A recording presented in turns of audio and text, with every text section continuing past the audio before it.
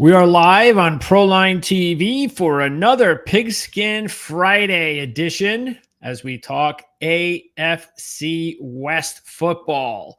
Thanks for tuning in. This is now episode number 6 in the series. We have 2 more to go, the AFC East and the NFC East. So Jim, of course, Jim Feist joining us once again. We're getting closer. It's only a couple more days and it's July, Jim. And then that means in a few more weeks, officially training camp begins in the NFL. I don't get too excited about that, but I do get excited about looking at these games, looking at these coaches, looking at these players, and trying to make some I've made a few advanced bets already, real money stuff, instead of just talking about them or handicapping them, but real money bets. I've made a few. Yes, and we've gone over them from the North divisions and the South divisions. We did the NFC West last week. So all of those shows are available on the channel. You can check those out right now. You could even check it out in the link of the on-demand video, probably sometime, usually within a half hour, whenever the live video is done. I'll post links so you can check out any of those other shows we did, because that is where we have a whole bunch of other early picks, and we have, of course, kept count. So some of those picks might be a little different between now and next month, probably 2 months from now, when we do our final NFL predictions. We're going to have a lot of NFL content and college football content, especially on the Playbook Against the Spread podcast. You want to check that out starting this Thursday coming up. This 6 days from now, we are going to be doing the first of the series of, I believe, like 11 straight shows, something like that. All they are college football predictions and NFL predictions. So we're starting with the Big 12. Mark Lawrence will be back hosting that show. We're going to go through college football first and then the NFL. And so we're basically going to do a lot of what we've already done, but even more, because we're going to be having now Andy Isco and Mark Lawrence joining us, Jim. So, and then we'll get that much closer to the start of the season. We'll have training camp underway. I'm sure there'll be some injuries, a lot more news on our fingertips. But the reason that these specific videos are really important and good, like you said, with the picks you've already made, because this is a great opportunity to take advantage of the odds the way that they are now, if we think they're a little off kilter. We can venture out there and make bets on these games. And the thing is, the big key that we can't predict is the injury issue. And that kind of breaks. Sometimes some years it'll break for you and other years it'll break against you. And we know how that goes. Oh yeah. As a fan in general, not just, of course, in betting, but just even as a fan, it's the thing that just I can't stand more than anything in sports. For all of my teams, for all the years, are injuries. It's the thing that just drives you insane, because there's nothing you could do about it, and you can just sit there and take it. We just saw one in Game 7 of the NBA championship. It was devastating to go the whole year, and then 7 minutes into the game, one of your top players goes down with an Achilles out, and he'll be out all next year. And so, I mean, it's just bad luck. That's it. That's why you have to have good injury luck, all of that, when it comes to winning a championship. No question about it. And obviously winning a bet, making money on a bet, well earned. And so we're going to get started with the AFC West here today, Jim. And would you like to start at the bottom as usual? Well, I'd like to just open this and say that we have 4 really good, experienced coaches. And the average age of these 4 coaches is 65 years. You've got Andy Reid, of course. The Chiefs have won 9 divisions in a row and have been to 6 Super Bowls. You got the Chargers with Jim Harbaugh, who, of course, came college and pro. He's been very successful. You got Sean Payton with the Broncos, who's got a young squad, young quarterback. And you got the Raiders with Pete Carroll, and he's been around forever. And these guys have all had great success, and I think the average out about 65 years old. And when you have good coaches like that, you usually have good teams. And most of these teams, at least 3 of them, are not only playoff contenders, but you can even say potentially Super Bowl contenders. Las Vegas is in their first year, though, of a rebuild. But at least they've got themselves a proven quarterback in the short run, Geno Smith, reuniting with Pete Carroll. So that even Las Vegas is going to be better. So they're all going to be tough because they're well coached. And they all have experienced quarterbacks. Every quarterback is experienced. I mean, the youngest, of course, is the Broncos, but he looked really good last year. In the Chargers, we have Herbert there, and he has never really accomplished what people thought he would, but he never had the coaching either. I mean, he had some really bad coaches. So I got to give him a break. Yeah, last year's playoff loss was a disaster for him. So he's going to need to kind of bounce back in a big way. And when he does, if he does make the postseason this year, that's what everybody's going to be looking at, is how does Justin Herbert rebound after just an awful performance against Houston in the wild card matchup last year. I'm sure he will. But yeah, that's something that you have to get over sometimes when you're a young quarterback, and I'm sure he'll do that. All right. So, would you like to start at the top or the bottom? Well, let's start. I usually start at the bottom. We're going to go with Pete Carroll, the Raiders, Geno Smith, the quarterback, and the Raiders, the Las Vegas Raiders, my hometown team here in Vegas. I don't think much of their chances, especially against this group in their division. But this is a brand new regime here, so it's going to take a while. Yeah, the good thing is again, they have Geno, so that is a major upgrade at the quarterback spot that they have not had in a while. I know they had Carr, just had just some level he could get to, and he could just never get over that. Not sure whether Geno Smith has a much higher level, but we'll find out maybe. I'm not sure it'll be this year, but he's a big upgrade there. You take a look at some of the other big add-ons. Obviously, the biggest one in the draft was Ashton Jeanty. To be able to get the best running back in college football last year is huge. So they haven't had one of those running backs in a while.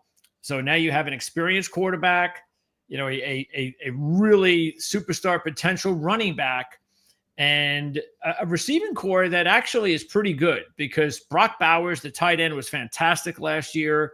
He's only going to get better. They drafted 3 receivers. So now all of a sudden you throw in Jacoby Myers, who's been a little under the radar type vet, Trey Tucker, and those young receivers to go along with Brock Bowers, and they're going to be just fine there. The offensive line is solid. It's not great, but there are some potential issues. But hey, the center's young. He has to develop. The guard positions are a question mark. But overall, the offense is okay. It's not going to light the fire. It's not going to be one of the top offenses in the league. But as a Las Vegas fan, there's going to be some things to be excited about on a week-to-week basis to find out exactly how good some of these young receivers can step up, and definitely the running back Ashton Jeanty. Well, I'm really excited having Pete Carroll here. He's a champion at several levels. He's developed teams at several levels. When you have that kind of coaching, you have the potential to develop anything. We know that he could have won 2 Super Bowls, except for that one play that nobody really ever understood. But this guy's good. He's a good coach. I'm happy for the hire. I'm happy he brought Geno with him, because they know each other. They respect each other. They have a lot of faith in each other. It's going to take a while for them. I mean, they're going to be at the bottom of this league because of the top, what the other 3 teams have. And that's a big pedigree with those other 3 teams. Defensively, it's on the same level as the offense, where there's some things to like, especially up front. Max Crosby, one of the best edge rushers in the game. Yes. Christian Wilkins, what a huge loss that was for them last year. He came over from the Dolphins, stud defensive tackle, gets hurt. And so hopefully, look, it was early, so he was going to be back. And that's going to be a big uplifting for that defense. So I think up front, they're okay. That's their strength. But the linebacking crew is a question mark. And then the secondary is the biggest question mark. They're definitely corners. They got some young guys. They got some new guys. So I don't think their secondary, their pass defense is going to be all that great. That pass rush better get there fast. Let's just put it that way. But look, it's like you said, it's not an easy division, and somebody has to finish on the bottom, and they clearly stick out as that team. Do you want to take a look at their totals now or later? Did you freeze on me, Jim? I think Jim froze on me, unless Jim is just Jim. Are you alive? Yep, Jim froze on us. So let's see. What else can we talk about Las Vegas? Actually, the kicker, Daniel Carlson's not bad, but he's also had some misses over his career. And the special teams is not the biggest issue. I wouldn't worry too much about that. Tommy Malott, by the way, is going to be a really interesting rookie to keep an eye on. Quarterback in college. They're turning him into a receiver. He might be a really nice story, as will Jack Beck. Jack Beck should be a really nice story. He was the MVP of the Senior Bowl, and there's a lot to like about Beck too. Of course, Thornton has got more of the speed element, so he's going to be one of those guys that really will help spread the defense out. That's something they really need. But Beck, he's the guy that obviously is the higher draft pick and the higher talent. But different type of receiver than Dante Thornton. So keep that in mind. I don't know what happened, but I'm back. Yes, you are. So would you like for us to look at the numbers for Vegas first, or move on to the next team, and we'll take a look at the numbers later? We'll look at the numbers later. Who's on deck? Who's third for Jim Feist? Well, this is really a toss-up for me, but I guess I'm going to have to make a tie for third between the Broncos and Chargers, because right now I can't really split them up. All right. And I'm really not 100% sure the Chiefs are going to be able to make it 10 in a row winning this division. But boy, you can't deny when you have Reed and Spagnuolo and Mahomes and Kelsey. All right, so we'll go alphabetical order. It's hard. It's hard. Let's go the opposite way from the bottom up with the LA Chargers. So the Chargers. You expect them to be third? No, I haven't made that decision yet. So, okay. But I'm just going to go ahead and make the decision so we can move on. So, but I see what you're saying, because I agree. This is one of those deals where it's going to take me another month or so to decide exactly what I want to do, because again, maybe injuries in preseason. All of that's going to matter. How do these teams look? How are things going along? Every little thing is going to matter, with not just, like you said, not just the Chargers and Denver, but Kansas City as well, considering that they're a Super Bowl losing team. And Mark Lawrence has brought up, and he'll continue to bring up on our other show, how much that works against you. Not just, maybe you come back to earth a little bit. I think he said the average difference in win total from a Super Bowl loser to the next season, I think is about two additional losses. I think that's the average. And it wasn't like the Chiefs had, a season where they were blowing teams out. They had 3 or 4 games that they won at the end of games. I think it was like they won 12 games by 1 score or less. Yeah, something like that. Like unbelievable. That shows you how close they could be if they do drop down a couple of games to being maybe a 10-win type team. This is why, nobody's more established than that team, with the coach and the head coach and the defensive coach and the quarterback. Nobody is more established than they are to go all the way. But they did have an off year last year, but they had some injuries too. They lost wide receivers, they had running back issues, and then later in the season they had offensive line issues, where that really screwed them up in the Super Bowl. But they were going, honestly, they went against the Eagles were the better team. It's just that simple. Well, it's because they had an offensive line issue. Yeah, that's that caught up to them. They were playing around with that for far too long, and the matchup was awful. We talk all the time about matchups in sports, And that's the reason why in the NFL, just like any sport, you can't make predictions on teams in the first 3 or 4 games or even the first 6 games of a season, because you don't know the matchups. You don't know who played who. Maybe those matchups favored the other team. That's why. So forget it. That was like the absolute worst situation for the Kansas City Chiefs. We'll find out whether or not they've rectified that when we talk to them in a little bit. We'll find out, of course, for real. Week 1 when it gets underway, when they play in Brazil. And this is the team they're going to play in Brazil, the LA Chargers. Again, they had a nice bounce back season, first year in the Jim Harbaugh, big surprise. And now they have a completely new running game. So they go and use their first round pick on a runner who's got definitely a lot better upside than what they had last year. You bring in Najee Harris, who's a proven running back from Pittsburgh, also an upgrade over the other 2 running backs from last year's top 2. So they have a much deeper, more talented running game now. And the same thing is in the receiving game, because they used 2 of their picks on rookies. Trey Harris, I think, is going to be fantastic. So you put in Ladd McConkey with Quentin Johnson and Trey Harris, and that is going to be really dangerous, including the fact that they drafted Oronde Gadsden in round 5. And their offensive line is fine. It's a good offensive line. They added Mekhi Becton to beef that up.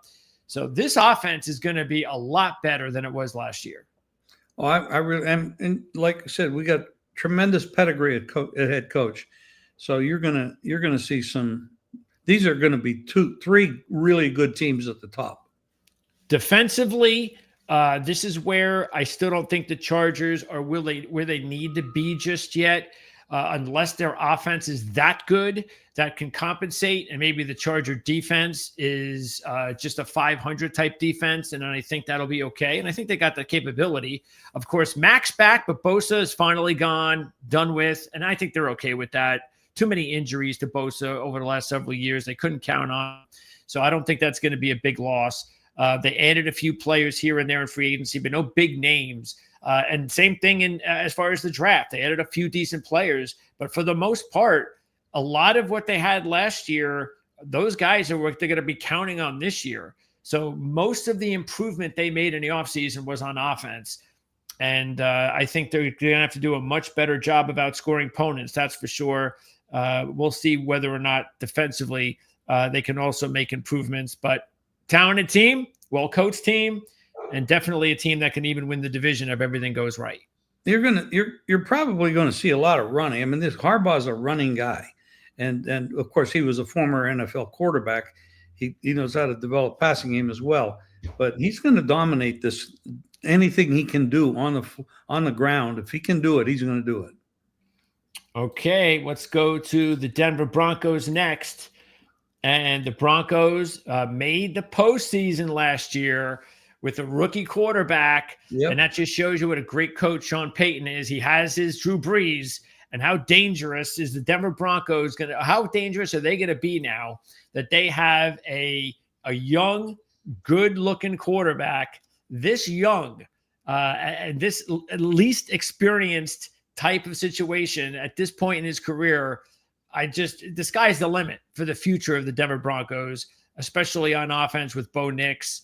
They added Pat Bryant in the draft to help push that receiving core, which they need an uplift there. I mean, Cortland Sutton is really good, but Marvin Mims was the one that really they needed to see a little bit of progress, and he gave them that. So there's hope that he's going to be a breakout guy this year.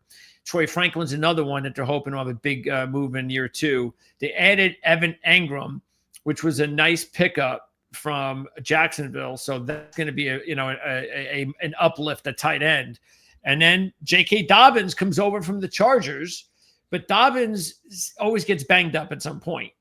So they made sure that they used their second-round draft pick on R.J. Harvey, and that is going to give them a better running game than they had last year. Because last year, the last couple of years, they've had all sorts of issues. Devonta Williams did not work out. He's gone. So you got to think their running game is going to be better. Nix is going to be better. And by the way, the Denver Broncos have one of the best offensive lines in the NFL. Did you freeze again, Jim? All right. Anyway, as Jim unfreezes himself, On defense, you take a look here, and Zach Allen had a big year. The defense really did wow, what a big job last year from this group. They were one of the more underrated defensive units by the end of the season. Zach Allen had a lot to do with that. Nice acquisition by John Franklin Myers via trade. They have some good young edge rushers. Jonathan Cooper, Jonah Ellis. Take a look at Benito. Was the big one there for him. Had a huge year. Throw in the fact that they added Q Robinson in the draft. Then they get Drake Greenlaw, an excellent coverage linebacker from San Francisco. That's a big deal, as is the acquisition of Hufanga, both from the 49ers. So Greenlaw and Hufanga really fit a beautiful role that was missing from Denver last year. Obviously, they've got the NFL Defensive Player of the Year in Patrick Surtain. They used their first-round draft pick on a corner, one of the top corners in the draft, Jahdae Barron, and Brendan Jones, who seems to be getting better. I think the one thing to keep an eye on is this position right here, opposite Surtain, because Barron, I think, is going to be a good one. I think they'd rather have him at the nickel, but who will play opposite Surtain on the outside? I think that's the one to keep an eye on, because if Riley Moss, for instance, can step up, wow, this defense can be really good. They added Jones in the draft as well as Robinson. So, yeah, overall, the Denver Broncos defense, there is absolutely no reason to believe that they're not going to be even better than they were last year, because last year, as I said, they were one of the more underrated defensive units in the game by the end of the season, which is why they were able to get themselves all the way to the postseason. Things did not work out. They lose to the Buffalo Bills in that first-round playoff matchup, and that is not really a surprise. You can't really expect Denver with a rookie quarterback to go into Buffalo, an experienced playoff team with one of the best quarterbacks in the NFL. You can't really expect them to compete in that situation, and they were not. And that's the reason why Denver was a quick 1-and-out in the postseason. But I get the feeling this season, Jim, that Denver is not going to be a 1-and-out in the postseason. They're going to be a very dangerous team. And I think this is a team definitely to keep an eye on as a Super Bowl contender. I think any one of these three teams, and I'm sorry for the interruptions, but that's Wi-Fi. I have really no control over that. But the Broncos, Chargers, and Chiefs, I'd throw a blanket over them. I favor the Broncos because of the length of time that they've had to rebuild there, and they do have a home field advantage. They get great crowds there in their Mile High Stadium, where the Chargers don't get that home field advantage in LA. People just don't show up for them. No, for some weird reason, but they don't. So in that respect, I think the Broncos are my favorite to upset the Chiefs and get there of the other teams. I like it. So when you were trying to figure out who was in third between Denver and the Chargers, it is now taking you a half hour to change your mind to Denver winning the division? Well, I think they're the best chance to beat the Chiefs to win the division. So you're not there yet. Well, I'm not. I can't really throw Andy Reid and Spagnuolo. The best defensive coach in football is Spagnuolo, and then you got Mahomes, who really, I don't know how hungry you are after you've done what these guys have done. 9. Oh, but they say they are, Jim. They say how motivated they are because they lost the Super Bowl. When you start having, when you poor start babies lost the Super Bowl. When you start putting a lot of money in your pocket and you start getting a little fat and sassy and you're not focused as much, and the more hungry teams are going to be the teams that haven't been there. Absolutely. So I give the Broncos a good chance. I think they have a better chance of upsetting the Chiefs than the Chargers do. So I agree with you. That's my lean. I agree with you because it's one of the situations. That's why Jim Harbaugh's got an edge with a lot of teams in the NFL as far as a coaching edge. He doesn't have a coaching edge against Sean Payton or Andy Reid. That's all even. They're all even. That's right. And that's when the talent wins out. And I do believe Denver is a more talented team than Chargers right now. Let's face it, this is a brutal division. I mean, Yep. I mean, if you want to have a Super Bowl of coaches, this is it. Well, the Chiefs, everybody knows they have to get better on the offensive line. So what did they do? Well, the major thing they did was they let Tooney go, the veteran, and they replaced him here with a first-round draft pick. And they also used up, as far as a free agent, the most dollars spent to Jalen Moore. Initially, when they made that move to Moore, a lot of people were like, I can't believe the Chiefs gave up that much money for Jalen Moore. Jalen Moore is just an average tackle. And yet they were giving him a boatload of cash. But that wasn't the reason, was to necessarily be the starter at left tackle, because they went out and they drafted Josh Simmons. And Josh Simmons is going to be their long-term answer at left tackle. But Jalen Moore gives them depth. And even if he does not start this year, he gives them much-needed depth because, it's the offensive line. All 5 guys are not going to play all season. You're going to need depth. Jawan Taylor is probably only going to be there for one more year anyway. Moore will slide into right tackle in 2026. And then you've got Moore and Simmons for the future. Humphrey is still one of the best centers in the game. Trey Smith is one of the best guards in the game. This is another spot, though, that is a concern, the left guard spot, because they're relying on a kid from last year, a converted tackle. He got a chance last year. They didn't like what they saw. That's the reason they went with the veterans. It did not work out. We all know that. So there's still some question marks on the offensive line. It's not like they went out and added like the Bears. It wasn't like they went out and spent and they brought in 5 new guys with all these credentials and all this. They didn't do that. They just added a couple of guys. They added Jalen Moore and Josh Simmons. So if they got an injury or two, they're right back where they were last year. So right. That's the reason they're vulnerable. And by the way, though, if they're not banged up, look at this receiving core now. If Rashee Rice can come back healthy, they used up a 4th-round pick on Jalen Royals, and he has really got talent. Throwing Xavier Worthy. Hollywood Brown gets to start the season now healthy with this team.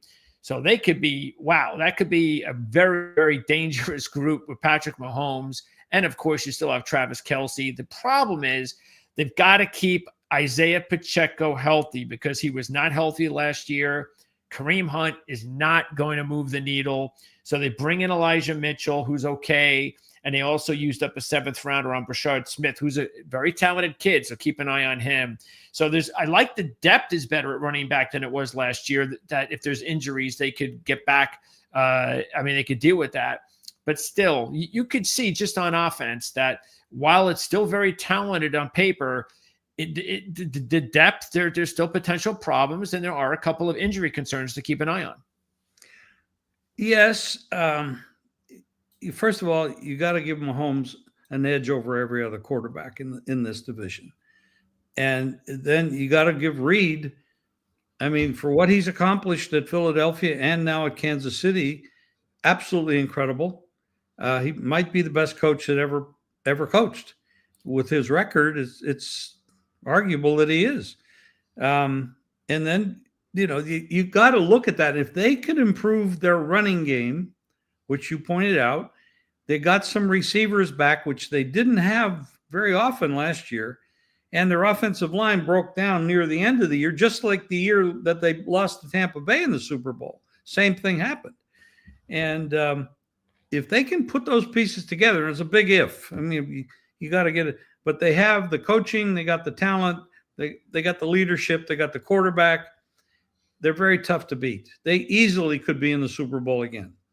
It's possible. And on the defensive side, they're still not the defense they were a couple of years ago when they had a really good defense. Last year, there was a drop-off. They lost their number 1 corner to free agency. And they had some problems on the edge. And that really, at this point in time, is once again still the question. They need to have, they used up a 3rd-round pick on an edge, but that's a rookie.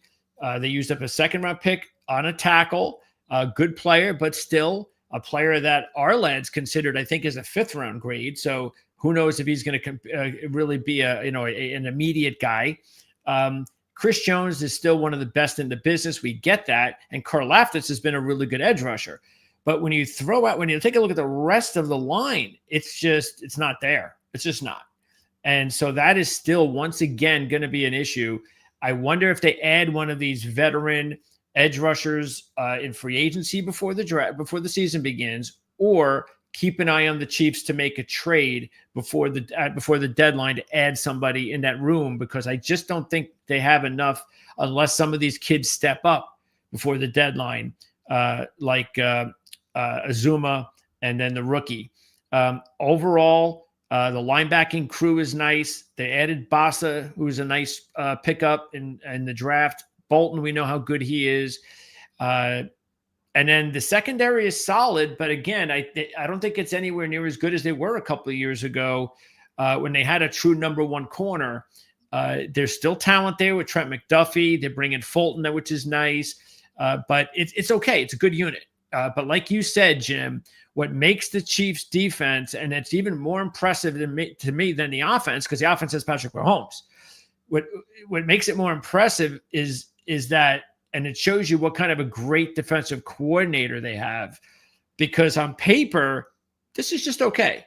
This is an okay defense. They have one star player in Chris Jones. That's it. And yet they're able to just find ways to come up with big plays and win games. And that's Spagnuolo. It's something that not a lot of teams have, is an Andy Reid and a Steve Spagnuolo. If you were going to look at the talent of the top three teams here, we're talking about Chiefs, Chargers, Broncos. Which team do you rate? And with the our lads' prospectus, because nobody does it better than they do. Which defense do you rate the highest of those three? Denver. Okay. I don't even have to think about it. Yeah. So you take Denver. They have quality coach, young quarterback that. Let's hope for them that he doesn't regress. They've added some pieces, good offensive line, better defense, and they got that elevation, which is playing at Mile High Stadium is no fun. No. There's a lot of advantages that they have in this spot. I think they are without a doubt a Super Bowl contender because they do have it on both sides of the ball. And they also have an underrated staff as well, because, again, we all know how good Peyton is. And I know you blocked out there while I was going over Denver, but just keep in mind, you take a look at this defensive team here, even the special teams. That's probably the one thing. If you want to take a look, they did add a punter, and they needed to in the draft. Because the special teams had some issues. So I would keep an eye on that. We know how important that is. That was probably their biggest black eye last year. So if they can clean their special, and we know how, it's the other thing. Kansas City has one of the best special teams coaches also in the NFL. So they're always going to be good. They're never going to lose games with their special teams. So that's something to keep an eye on as the only flaw I see on Denver. But don't forget, Patrick Surtain was the NFL Defensive Player of the Year. And that's a lockdown corner. And then they add a first-round corner. And then, of course, as I mentioned before, they got pass rushers. Zach Allen had a huge year. They've got a good defensive line. Frazier did a fantastic job as the defensive coordinator. As you look at the staff, Vance Joseph, as you look at the staff here, Peyton, the other Peyton, by the way, has done a nice job as a GM, but Sean Payton and Vance Joseph, it's sort of like they're like mini Andy Reid and Steve Spagnuolo. They're very good at what they do, but they haven't been anywhere close to all the hardware that you see with the Chiefs. Right. Anyway, by the way, they added Darren Rizzi, the Saints defense special teams coordinator, who was with Peyton a few years back. He took over the head coaching job for Dennis Allen late last season when they fired Allen. So Rizzi comes over from New Orleans, and that is going to be a big upgrade because, as I mentioned, that is definitely their biggest issue. Okay, so let's go ahead and take a look at the numbers now, starting in alphabetical order with the Denver Broncos. So their over-under, Jim, is only 9.5. Well, 105 minus. I think that's an easy one. We got to dig deep into their non-division games. Let's take a look at that. Well, yeah, we can do that, but that's not going to do anything to persuade me to not take them on 9.5. Well, it's obviously you got to bet them over, but yeah, they don't have. I mean, I'd be actually looking for an over 10.5, but that's not on the screen. Well, but, the over 11.5 is you're getting close to 3-1, right? Which I think is also doable. Well, I bet it over 9.5 and over 10.5, but you're going to have to look for that number. Okay, so preseason, here we go. So we know they start with Tennessee. We'll get to that later. I got to write that bet down because that's when I forget to write them down. Yeah, so you've got Tennessee and Indianapolis to start the season. You got the Chargers on the road. All right, so let's just go with the teams that are. Let's just go with either the great teams or the games that should be wins. Try to add up their wins. Tennessee and Indianapolis, those are 2 wins. Yeah, and then you've got the Bengals. Well, that's a tough one. That's a tough one. So are the Chargers. So they bounce back with 2 tough ones. Then they get 1 tough one and 1 winnable game. Eagles and Jets on the road. Then they get 2 winnable games.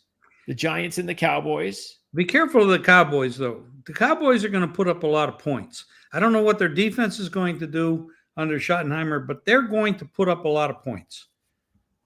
And then you've got at Houston and the Raiders. So you got a tough one and a winnable one. Yes. You've got another tough one with the Chiefs. Then you got another tough one and a winnable one. Very, very tough. Yeah. And then you've got another tough one and a winnable one. Yep. Green Bay and Jacksonville. And then you end with 2 tough ones. Yeah. Very tough. So, yeah. The schedule's got their tough. 10-7, 11-6. Yeah, I could see that. I think it's 11-6, but I think because I'm going 11-6, I would go with over 11.5 to give it a chance. Because if I'm only 1 out of a 3-1 number, I think it's worth it. Obviously. Well, you got to make 3 bets: over 9.5, over 10.5, and over 11.5. So if anybody wants to do the over in that situation, that's what you would advise them to do. Yeah, I would, because you're getting, the best way to beat some of this stuff is to look for the alternate lines, because you're getting prices. Like in a baseball game, maybe they'll post an 8 as the over and under, and you like it over. Well, you can bet it over the 8, but bet it over 9 and bet it over 10. Now you're getting really big juice on your bet. And you don't have to make big bets on all those alternate numbers, but you want to get more juice for your money. So maybe you make $100 bet on the 9 or on the 8, maybe a $50 bet on the 9 and a $50 bet on the 10. If they score 11, you just hit a bonanza. Well, this is definitely the one that I like. Probably one of the ones I like the most out of all of them, because of the fact that not only is it a number that I like, but it's also at -105. So I love that. And because I can also go with the over 11.5 and feel like I have a shot. And plus the 10.5, like you said. Yeah. And the 10.5 will be closer to 2-1. Okay. So that's Denver, which now moved to Kansas City. And we've got the Chiefs sitting there at 11.5. So see, they're 2 ahead of Denver here, and they're at plus 100, 11.5. Wow. And over 9.5, they're -250. That's important to look at that. -250, which with Denver at over 9.5 was -105. Yeah, so it's a huge favorite there. Yeah. Yeah, this is a tough one because I kind of think it's right around where it should be. I can't lay 250 with anybody, but I'm not laying that kind of juice. And then the other problem with is you make the bet now and you've got to wait 8 months before your money comes up. So you're out your cash for that long. So if you're going to do that, you might as well look for prices. So you don't want to invest on that. Yeah, that's a big investment for a long period of time. I mean, you got to like 250. It's just too long for a little payback. One injury, you're done. Raiders over 6.5, -145. I can't take them under 6.5 though. Well, they could potentially lose every game in this division. That's potential. 1-5 would not be outrageous. 0-6 is not terrible. I mean, you could think that. Yeah, I can see what you're saying, and I understand that, but they're a better team.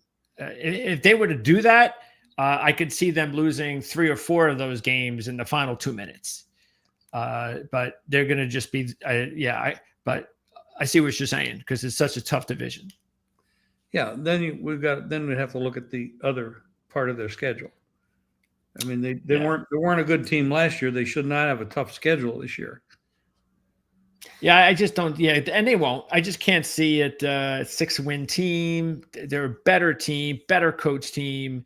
They'll get that jump that first year because of all of that. That's the thing that you get. That's what you love about the coaching jumps. When you're so used to like the Raiders have been since Gruden left, they've had these coaches that no experience. They're not really good X's and O's coaches. They're just coaches. So you go from Gruden to nothing for 5 years. Now you get Pete Carroll. They haven't been run well from the top down. No, it didn't start with the coaching. It started with the ownership and the decisions and all that garbage. And they're in a much better situation now. Now they finally have, the whole Brady thing has been a blessing for them. Because let's say they win 5 games and you bet under 5.5, you might get 2-1. Oh, geez, under 5. They would have to have one of those under records. 5.5. They win 5 games. Yeah, I'm just saying if that would have been the case, yeah, they'd have to end of the season. They'd be the Las Vegas Raiders have lost 7 games by 3 points or less. That's how I would see it. Otherwise, I can't see them being a 5 or 6-win team. But I don't think they're that bad. Well, like I said, they're not going to win very many of these in division, so they're going to have to win them outside the division. Sure, yeah, they'd have to go 5-3, more than likely, at least.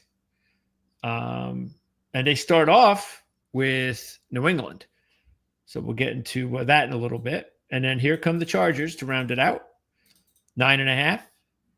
Pretty much like Denver, except they get -110. Not too different from Denver, -105. So yeah, pretty similar to the Denver Broncos. Not a surprise that they're pretty similar. Well, they're almost mirror images of each other in many ways. Still brand new, still new, unproven quarterbacks. I'd still go over here myself because I think the Chiefs will come down a few games, like Mark said. I agree with that. I think they'll come down a couple of games, and I think Denver and the Chargers will come up a couple of games. But not all of these 4 teams are going to go over their season win totals. We have to. No, we kind of have to pick somebody to pick on, and Chiefs. I don't know, but we have to look at that number. Yeah, that's. How many wins did they have last year? I think the Raiders are going to have a hard time, and the Chargers. We still don't know that Herbert can win at a high level. Yes, no, we don't. We give him a big excuse. We're not worried about that in the win total. He had Staley there for a while, and he was maybe the worst coach that ever took a breath. But as a head coach, so this is the Raiders schedule. So you've got the Patriots. I'll just go over the cupcakes. So you got 1 New England. What's it? Winnable games. Chicago's winnable at home. Colts are winnable on the road. Tennessee's winnable at home. Jacksonville's winnable at home. Dallas is winnable at home. Cleveland's winnable at home. Giants are winnable at home. So they have 8 winnable games, which is about what we said. So if they can go 5-3, then they have a shot. They might have to go 6-2, though. That's why I think if it is under, I do think it's going to be one of those things where, how teams actually, even though their record doesn't indicate it, they were a better team. I could see that with Las Vegas. Well, it is hard to say Pete Carroll's going to win 5 games. It's hard to say that. Because, yeah, I know, right? So that's what makes us choke on the words because of who he is and what he's done. but somebody in this group has to have a bad year. So let's take a look at the Chiefs. They're going to have a tough schedule. So let's take a look at their tough games. So they've got 2 tough ones right off the bat: Chargers, Eagles. Brutal. All right. Now they got 3 out of 4 really tough games. They got Baltimore. Yes. Okay. Now they've got 4 out of 6 really tough games with Detroit. And we don't know what the hell is going to. I did a piece on the Lions today. They lose Ragnow, and they lose their offensive and defensive coordinator. We have no idea what's going to come out of that mess. No, they'll be a good team, but we don't know how good. I thought they were going to go to the Super Bowl last year until they started having those defensive injuries. They would have won the Super Bowl last year if they didn't get injured. Yeah, I agree. Well, you have to get by the Eagles, and the Eagles are pretty damn good. The Eagles would have had to have gotten by them. So, and that would have been in Detroit too. All right. Anyway, that's over with. Again, so we're talking about the luck factor and injuries. Detroit had none of it last year. It's a shame. No, at the end of the season, they had no luck. Another one, Washington. So I think that is now 5 really tough ones. 5 out of 8. If I'm looking at the NFC East, it's Eagles, Washington, and Dallas comes in third. That's the way I look at it. You're confusing me. 5 Washington. Buffalo is 6. There's 6. Denver 7. Houston's 8. Chargers 9. Denver 10. So, and so 10. So they have 10 tough games coming up.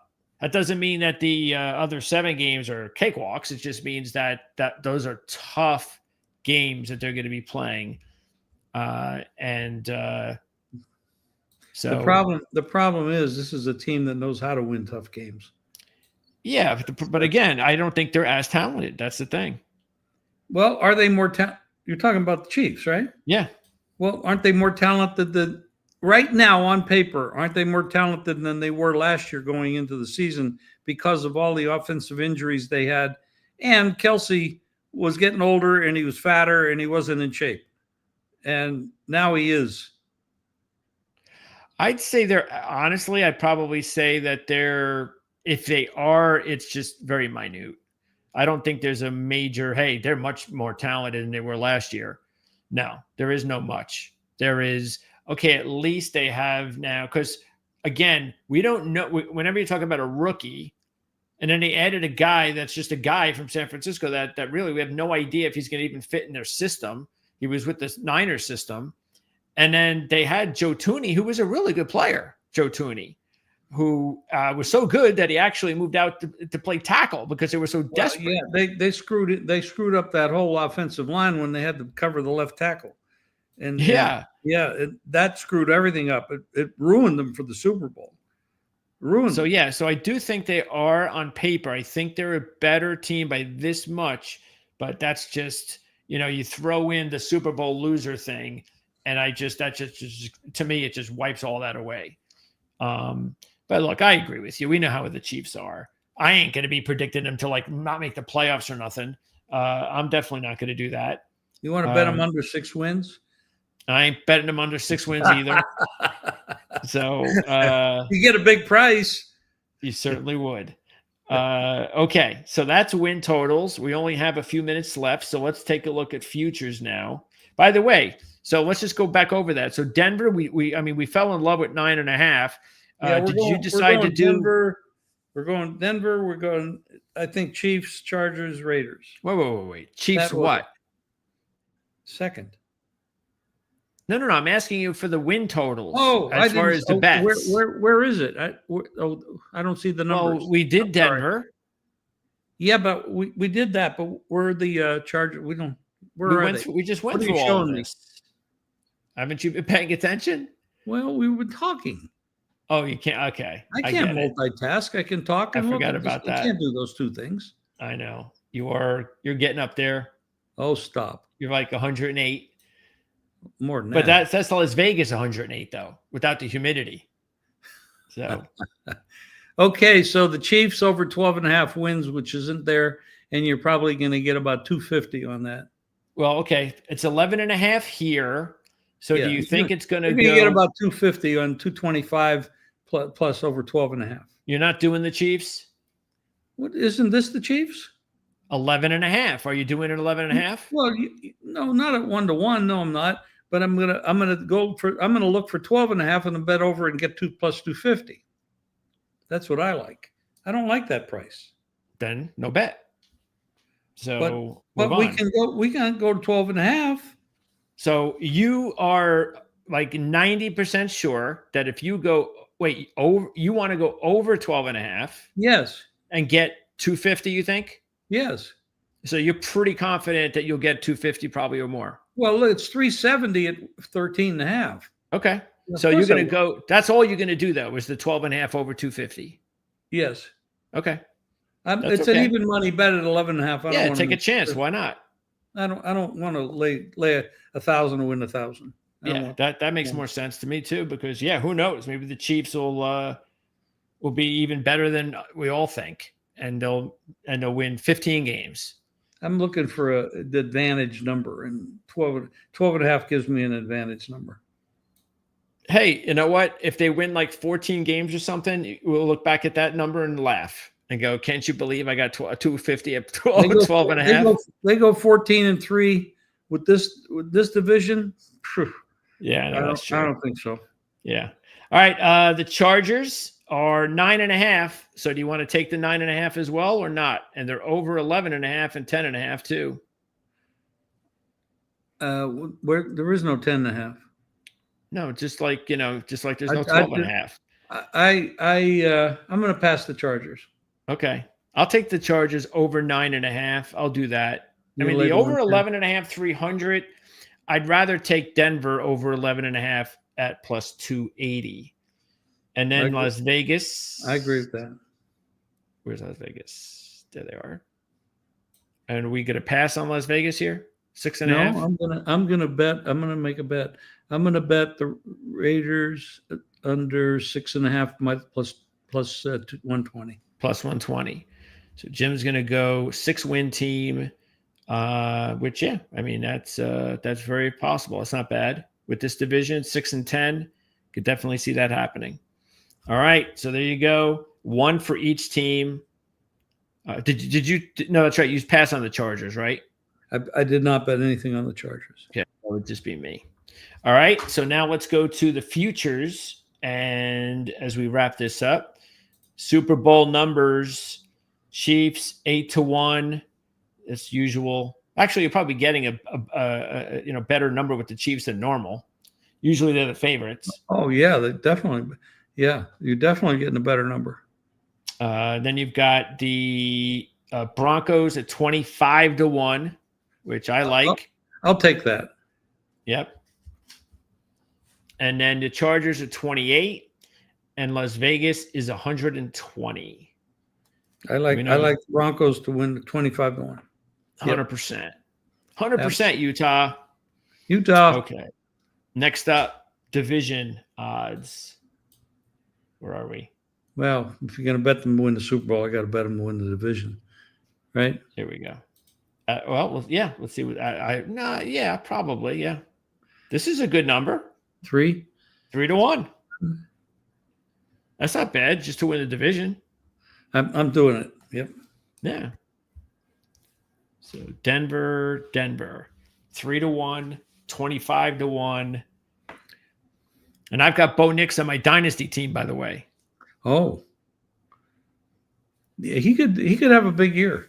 Stay healthy. That offensive line is good. They protect him. The other quarterback is? What? Yes. Guess who my other quarterback is on my dynasty team? You get two quarterbacks. Baker Mayfield. Yes. Baker Mayfield and Bo Nix. Then that's your Super Bowl. No, those are my. No, that is going to be the Super Bowl. I hope so. If that is, I'm doing really well this year. Now, I don't know what that price would be, but if I could find that price, matchup, that would be it would be an astronomical odds. Denver, Tampa Bay. Yeah. Let's find it. I don't even know where to look for that one. I'm gonna have to. Oh, I'm it's gonna got have to to do some be. hunting to find that one. That's one of those dream kind of bets that comes in for you. You know, it's like a 12-team parlay or something. Yeah. What do you think? That's probably something like 100-1. Oh, it's huge. It's more than that. Really? You think so? To Because they're actually both playoff match up, teams. to actually match up two teams that That's are true, not because you told me the favored. line. You said the Kansas City Philly one was what last year? I don't remember that. You said that one was something that was higher than I couldn't believe, It like was 30-1 or pretty, something. it was pretty big. This Yeah. would be you got to remember, neither one of them's favored to be in the Super Bowl. So if you get both of them in the Super Bowl, that odds are going to have to be enormous. 500 I have to a 1. guy that I'll ask. I will ask that, and I'll text it to you. Let's do it. I'll put a couple of bucks on that. Hey, I put $2 on it, make $1,000. I'll guarantee you, you put $100 down, you're going to walk away with about 20,000. All right. So, week 1 as we wrap up. So, week 1, we already talked about this line before, but that was the Denver line. We also, and again, don't forget, because Jim, you already have Denver. Did you get them at 6.5, right? Because they're 7.5 now over Tennessee. Yeah. No. I laid 7. There was no 7. 6. Okay. No. All right. And then let's go back here. And this is the Brazil game. Kansas City's a 3-point favorite. I would want nothing to do with this game.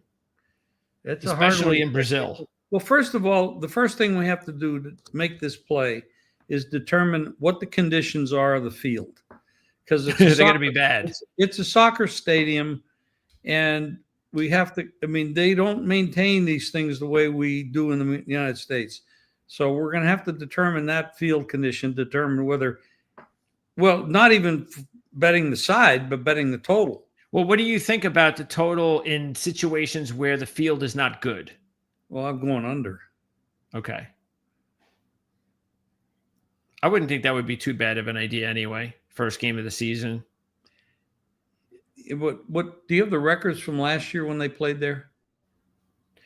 Actually, it was a high-scoring game. It was the Eagle-Packer game. A high-scoring game, yeah. And, of course, Jordan Love got hurt in that game at some point. I forget what it was. Right. What was it? Not Chargers. It was the Eagles and Packers. Yeah, I think they scored like 80 points. 34-29. Yep. Very high scoring.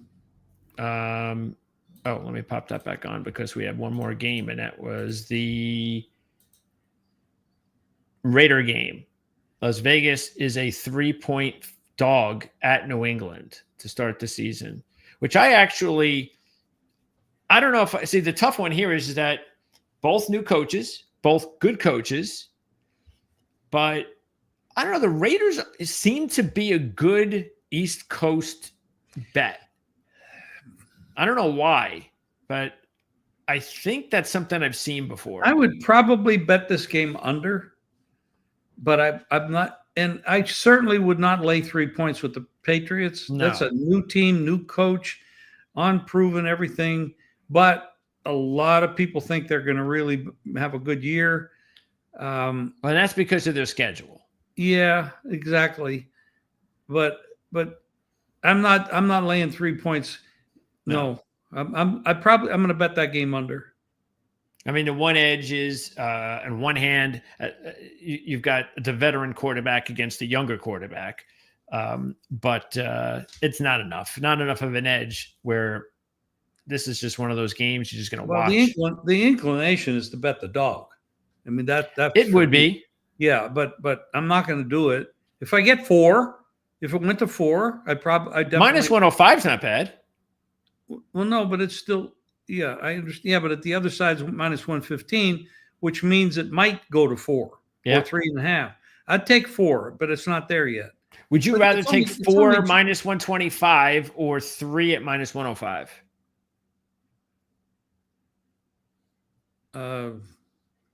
I don't think I want to lay 125, but that's a case-by-case basis. I think normally we got 2 months to figure this out. Yeah, we do.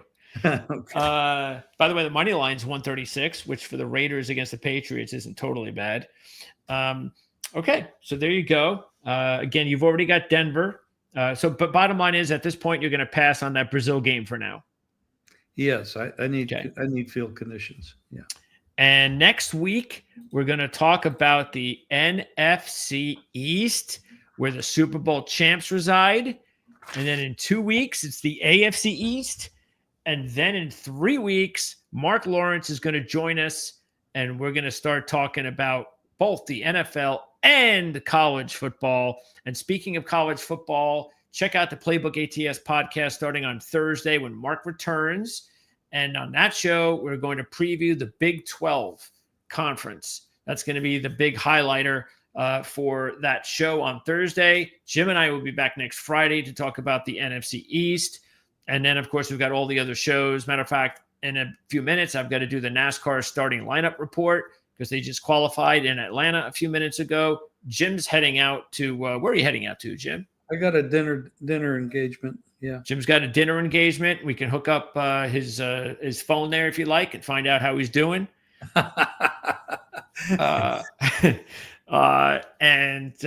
surprised. You know, I went blank for a while. Now the last little while, it's been everything's good. fine. I don't know what the hell's going on. Who knows? It's a mystery.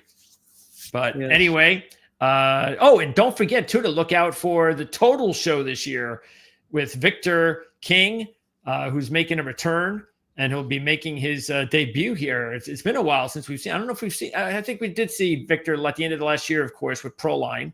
So Victor will be back. That's going to be a really good show that you'll be doing. Am I doing that with Victor, or is he doing that one alone? No, you're going to do that with Victor. Okay. You're doing the Total Show, and you're also doing what's the other show? The Total Show and I have props. The opening line show. No, the show's with Victor. And we're doing one on. You and I are doing one on Wednesday. Yeah, Jim and I will be doing shows on Wednesday and Friday. Then we've got the Playbook show. That's with Mark and Jim and Andy. And then Jim's got a whole bunch of shows he's doing on his own. I've got a Monday show I'll be doing on my own. We've got so many football shows, NFL and college football, including the restaurant show. What's the whole name of that show again, Jim? Dom DeMarco's Restaurant. And that's in Las Vegas. So anytime, we have to come up with something where if any of our viewers are from out of town and they visit Las Vegas and they go to the restaurant and say something, that they get something. That's a good idea. I'm going to talk. That's a very good idea. I'll talk to Albert. Maybe they go walk in and say, I viewed the show. I'm from Texas. They got a show slice. ID. They get a free slice. Yeah, well, of course. They get a free slice. Yep. Yeah. How about a pie? Pardon? How about a pie? Instead of just a free slice, give him a pie. Well, I'm not in the pizza business, so I don't even know what that costs. Yeah, leave it up to the owner. So It's his pizza. He might do that. Yeah. Albert's very generous. Okay. And he should be, because he's got great food. He needs to share it with the world. So anyway, that's going to wrap it up. Jim and I will be back again next Friday to talk about the NFC East. And make sure to subscribe here to the channel, because this way you'll never miss any of our shows, football, and everything else that we cover here on Proline TV. So for Jim Feist, I'm Greg DePalma. We'll see you guys next week.